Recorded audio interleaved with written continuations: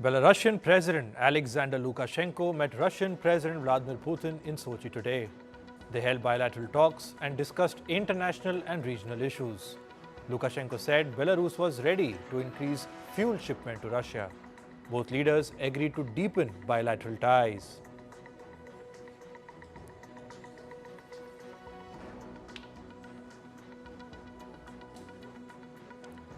Russia's Defense Minister Sergei Shoigu inspected a shipyard today. He says that Russia will get at least 12 ships before the end of this year.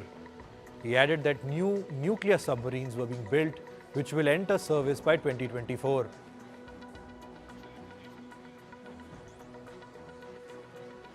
North Korean leader Kim Jong visited an aircraft factory in Russia's Far East region. During his visit, he was shown Russia's most advanced stealth fighter jet. Kim was also shown Russian-made aircraft that are meant for civilian purposes. U.S. President Joe Biden's son Hunter Biden has been indicted by the American Department of Justice. This is in connection with Hunter Biden's purchase of a gun in 2018. According to the charges, Hunter Biden lied on a federal form about drug use while purchasing the firearm. If Hunter Biden pleads guilty, he will face up to 10 years in prison.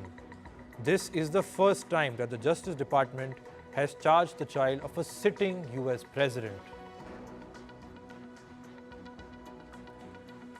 NASA has named a new director that will oversee the research of UAPs, earlier known as UFOs. UAP stands for Unidentified Anomalous Phenomena. The new NASA research chief will also be given access to classified military reports of UAP sightings. A special panel has been formed to assist the director in the research. The US is seeking access to more military bases in the Philippines. A senior military general said the US has requested access to more bases. However, a new agreement on additional bases is yet to be signed. In March, the Philippines gave America access to 4 bases, taking the total to 9. Cambodian Prime Minister Hun Manet arrived in China's capital Beijing yesterday. This is his first official foreign trip since becoming the Prime Minister in August. Hun Manet is slated to meet both China's President Xi Jinping and Premier Li Qiang during the trip.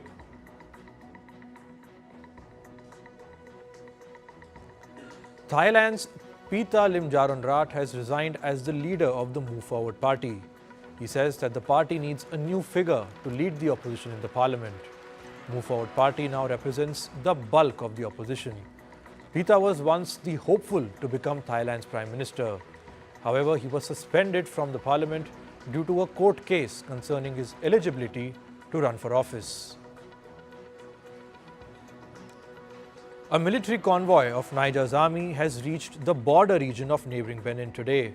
This is part of Niger junta's show of force after they severed ties with their fellow West African nation. Meanwhile, Benin has authorized the deployment of soldiers and war materials to its borders with Niger.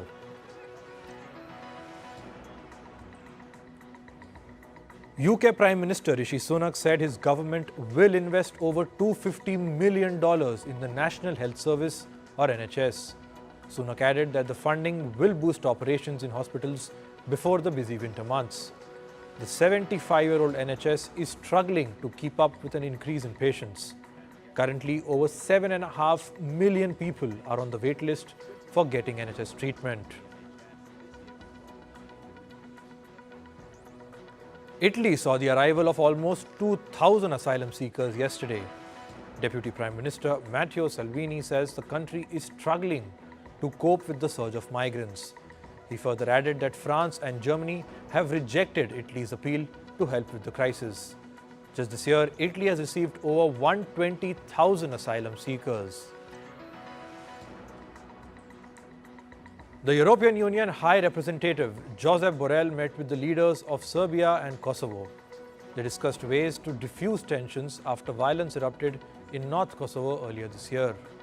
In late May, ethnic Albanian mayors took office following local elections that were boycotted by ethnic Serbs. Borrell said that the EU wanted to see new elections take place immediately.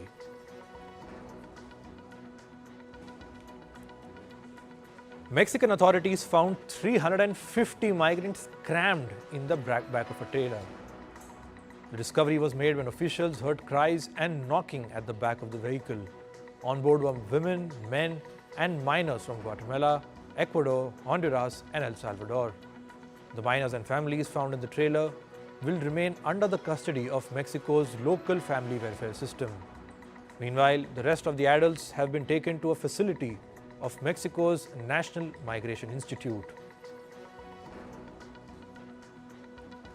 The Dominican Republic will shut its entire border with neighboring Haiti. The closures will take effect from 6 a.m. local time today. This comes amid a conflict over the construction of a water channel from a shared river. The Dominican Republic argues that the Haitian construction work off the Massacre River violates a 1929 treaty. Argentine leftist worker organizations took to the streets of Buenos Aires. They were protesting against Javier Milei, who is leading the country's presidential poll. Protesters expressed their fear regarding Milei's controversial political outlook. Demonstrators added that they would oppose Milei's proposal if he wins Argentina's presidential election in the month of October. The World Health Organization, or WHO, has released funds worth over $2 million for flood victims in Libya. The WHO has also dispatched medical and emergency supplies along with the financial aid. According to UN officials, over 10,000 people have been killed by floods in the North African nation. At least 3 million people have been impacted by the disaster. In climate news, volunteers in the Philippines took part in a trash-picking drive ahead of the International Coastal Cleanup Day today. Over 50 bags of trash were cleaned up from a coastal area near the capital, Manila. As per a University of Oxford study, the Philippines is the worst polluter of single-use plastic waste into the ocean. The International Coastal Cleanup Day is held annually on the third Saturday in the month of September.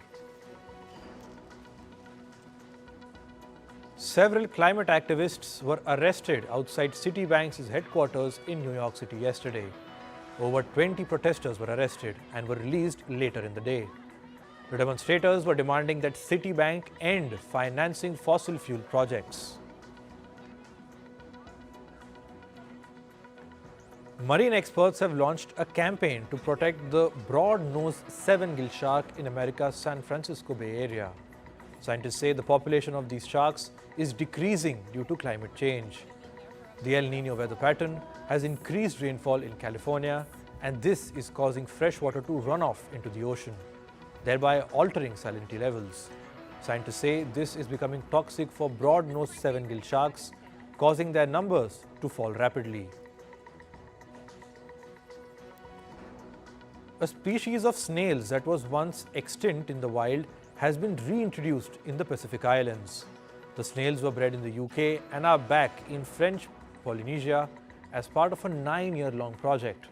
Scientists say the snails are crucial in speeding up the decomposition of dead vegetation.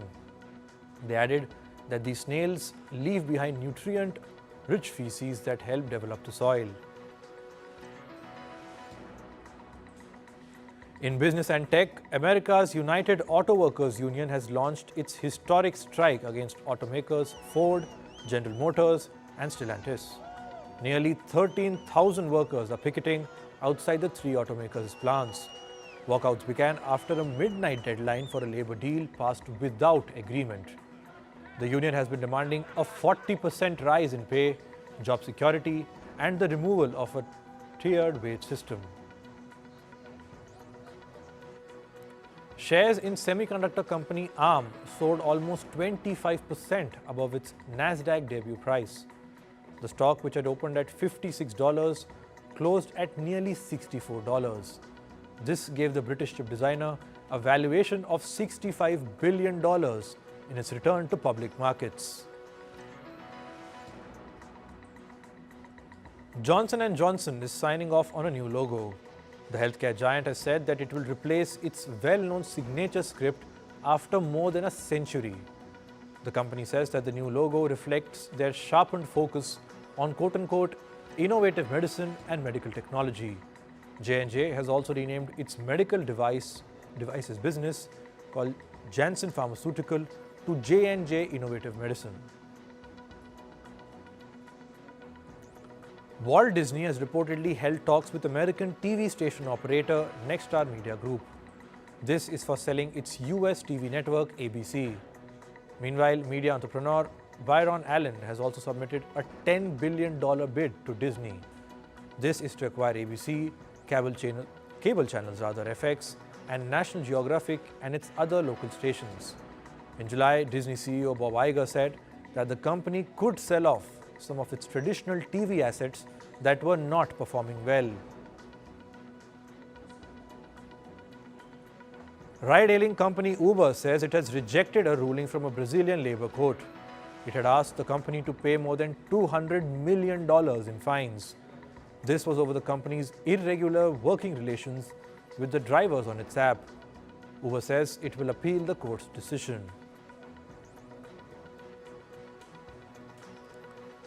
Google will pay $93 million to the U.S. state of California. This is to resolve a lawsuit that accused the tech giant of misleading consumers about its location tracking practices. The company has been accused of deceiving people about its data collection methods. California said Google was able to profile people and target them at advertising. This is even if they turned off their location history setting. Apple has said it would issue a software update for iPhone 12 users in France. This is to settle recent allegations by the country's regulators. Earlier this week, France ordered the suspension of the sale of iPhone 12 in the country. This was due to alleged breaches of radiation exposure limits. Meanwhile, Belgium has said it will review potential health risks linked to Apple's iPhone 12. This has raised prospects of the model's potential ban among European countries. This comes after France ordered a halt to the sales of the iPhone 12 model earlier this week. France says it was banned because the phone breaches radiation exposure limits. Israeli Prime Minister Benjamin Netanyahu will fly to California next week. There he will meet billionaire Elon Musk. This comes as Elon Musk finds himself embroiled in an anti-Semitism controversy. He has been accused by civil rights groups of amplifying anti-Jewish sentiment on his social media platform X, formerly known as Twitter. However, Musk posted on X that his meeting with Netanyahu would focus on AI technology and not the controversy. A drinks company in Poland has appointed an artificial intelligence robo as its experimental CEO. The technology is, however, in probation. The robo CEO will lead the company in areas like communication or strategic planning. Moving to sports, in cricket, Sri Lanka beat Pakistan by 2 wickets in the Super 4 match of the Asia Cup yesterday. The match was reduced to 42 overs due to rain. Opting to bat first, Pakistan posted 252 runs for 7 wickets in 42 overs. Mohammad Rizwan and Abdullah Shafiq backed Pakistan with their half-centuries. Kushal Mendis helped Sri Lanka chase down the target by scoring 91 runs. After that, Charit Asalanka's unbeaten 49 helped Sri Lanka swing the match their way. Now, Sri Lanka will take on India in the final on Sunday. England's all-rounder Ben Stokes revealed that he knew he would return to the one-day international cricket for the 2023 World Cup. Ben Stokes had announced his retirement from ODIs last year. After the Ashes Test series, he even ruled out the possibility of playing in the World Cup. The 32-year-old cited his knee injury as the reason to not return to the ODI squad. He said, and I quote, "I knew that I'd be playing in these games and potentially in the World Cup then when I said that. But it was just the easiest thing to say that and put you off, that's the media, off the radar." Meanwhile, former Australian leg spinner Stuart MacGill has been charged with supplying drugs. The Australian police say he was allegedly involved in a commercial-scale cocaine deal. The retired cricketer came under the spotlight after he was kidnapped in April 2021. After a lengthy inquiry, The police found that the abduction was related to his involvement in the drug deal. In football, the list of nominees for the FIFA Best Player of the Year award is out. Lionel Messi, Kylian Mbappe and Erling Haaland are on the list. Manchester City's manager Pep Guardiola is nominated for the Best Men's Coach. The voting for the 8th annual awards began yesterday on FIFA.com and will close mid-October. Meanwhile, 16 nominees have been shortlisted for the Women's Award. Spain's Aitana Bonmati and Jenny Hermoso are in the running for the Best Player title. Spain's Women's World Cup winning coach Jorge Vilda, who was fired recently, was left off the list. England coach Sarina Wiegman, whose team lost to Spain in the FIFA Women's World Cup final, was nominated as well. Al Ittihad defeated Al Uqdoud 1-0 in the Saudi Pro League yesterday. Karim Benzema scored the only goal in the match in the 72nd minute. The French striker struck the ball with his knee and netted the goal.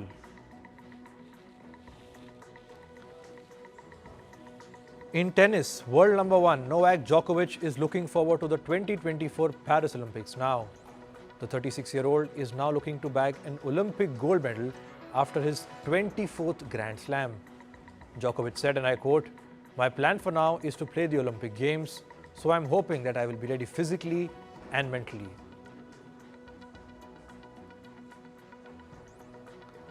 Top seed Ons Jabeur was knocked out of the San Diego Open. She suffered a 6-4, 7-6 defeat to Anastasia Potapova of Russia.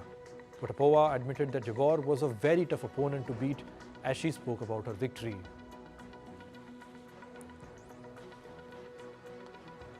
The Indian Sports Ministry released a revised list of the Indian Asian Games contingent yesterday. The list has 22 additional athletes who will represent the country in the upcoming event. The ministry also named 25 replacements, which includes athletes, support staff and coaches. The total strength of the Indian contingent is now 921. Mercedes racer Lewis Hamilton said Formula One needs to take more action to combat discrimination. This comes against the backdrop of offensive comments made by Red Bull's boss Helmut Marko. Marko had blamed Sergio Perez's inconsistent performances for Red Bull on his ethnicity. The Red Bull boss said that Perez was not as focused as Max Verstappen or Sebastian Vettel because he was South American. Marko has apologized publicly for his inappropriate comments. Hamilton condemned his offensive remarks and said they were unacceptable. In entertainment, the Alliance of Motion Picture and Television Producers, the organization that represents Hollywood studios, has said that the Writers Guild of America has reached out to start negotiations. The talks between the Hollywood studios and striking writers are likely to continue next week. The ongoing talks between the two sides had hit a standstill in late August. The WGA has suggested that Hollywood studios break away from the AMPTP and reach individual deals with the union. The series Mr. and Mrs. Smith has been delayed to 2024. This comes after the Hollywood writers and actors strike seems to be nowhere near the end. The project was scheduled for a November 2023 release, but it has been postponed after actor Donald Glover's deal with Amazon Prime was suspended amid the strikes. The Mr. and Mrs. Smith show is based on the 2005 film of the same name that starred actors Brad Pitt and Angelina Jolie. Model Bella Hadid was seen with a completely shaven head in a new ad campaign. This comes just a month after Hadid underwent treatment for Lyme disease. She has been battling the chronic condition for almost 15 years. In a statement, she said, and I quote, "To be that sad and sick with the most blessings, privilege, opportunity and love around me was quite possibly the most confusing thing ever." London Fashion Week has kicked off. High-profile celebrities from music, fashion and film industry walked the red carpet at London's Theatre Royal Drury Lane. Actors who attended the event included Kate Winslet, Jared Leto, James McAvoy. Rapper Stormzy and fashion designer Stella McCartney also attended the event.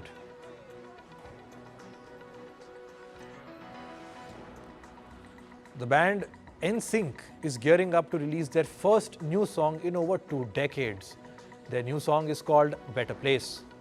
The news came after bandmates Justin Timberlake, JC Chasez, Josie Fatron, Lance Bass and Chris Kirkpatrick reunited at the 2023 Video Music Awards. The boy band is famous for their songs Bye Bye Bye, Gone and This I Promise You. Actor and comedian Adam Sandler has announced a comedy tour in North America. His show is called I Missed You. Sandler will embark on a tour of 25 cities on the 12th of October. His first destination will be the Canadian city of Vancouver. Sandler teased the show with a promotional video with the caption, "Let's have some fun."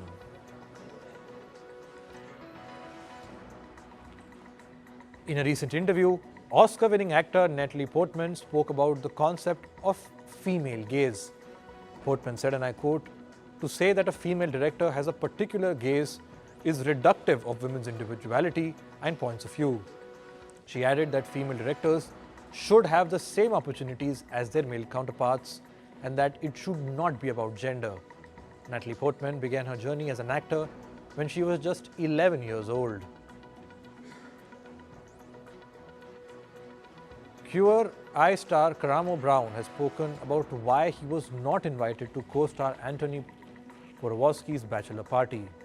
During a chat with talk show host Andy Cohen, Brown said, and I quote, "I was not invited. Just Stan was invited." Brown added that there are no hard feelings, saying when it comes to events like that, it costs money, so I don't take offense to it. Anthony Porowski got engaged to his boyfriend Kevin Harrington in November 2022. Porowski, Brown and Tan France starred in Netflix's show Queer Eye together and have been friends ever since. Singer Demi Lovato has spoken about the struggles she faced after her near-fatal drug overdose in 2018. The singer called herself California Sober. California Sober is a term used to describe somebody who uses cannabis but avoids other drugs. She added, and I quote, "All I did was replace my addiction with something I thought was safer." A documentary called Demi Lovato, Dancing with the Devil was released in 2021. In the series, Lovato opened up about her heroin addiction and overdose. Brazilian singer and songwriter Anitta has opened up on a recent health scare. She said she was hospitalized for months towards the end of 2022. The singer added that she feared she had cancer. Despite going through a number of medical tests, her condition remained a mystery. Anitta further added that she sought spiritual treatment which mentally empowered her.